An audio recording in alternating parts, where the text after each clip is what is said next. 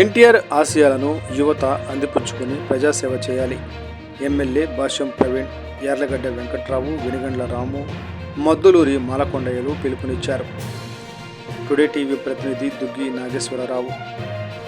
అలనాడు జిల్లా అమరావతి మండలం నెమలికలు గ్రామంలో తెలుగుదేశం పార్టీ వ్యవస్థాపకులు, మాజీ ముఖ్యమంత్రి కీర్తిశేషులు స్వర్గీయ ఎన్టీ రామారావు గారి విగ్రహ ఆవిష్కరణ కార్యక్రమంలో పెదకూరపాడు నియోజకవర్గ ఎమ్మెల్యే భాష్యం ప్రవీణ్ గారు శనివారం రాత్రి పాల్గొన్నారు.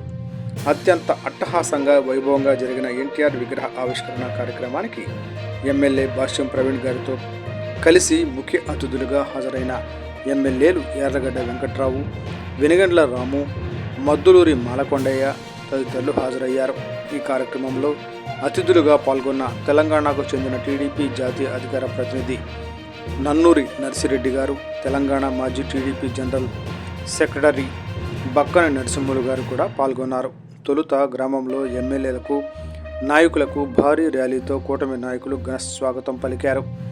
గ్రామంలో పండుగ వాతావరణంలో స్వర్గీయ కీర్తిశేషులు నందమూరి తారక రామారావు గారి 2 విగ్రహాలను ఒకే రోజు అతిరథ మహారథులు ఆవిష్కరించారు.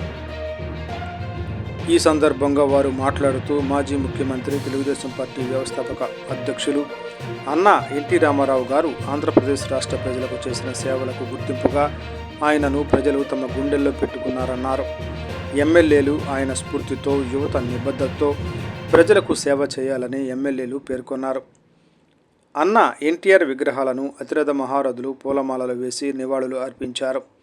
అనంతరం ఎన్టీఆర్ విగ్రహ నిర్మాణ కమిటీ ముఖ్య అతిథులను, నాయకులను ఘనంగా సన్మానించి సత్కరించారు. అనంతరం అన్నదాన కార్యక్రమం నిర్వహించారు. ఈ కార్యక్రమంలో పలువురు రాష్ట్ర స్థాయి, జిల్లా స్థాయి, నియోజకవర్గ స్థాయి, గ్రామ స్థాయి ప్రజాప్రతినిధులు పాల్గొన్నారు.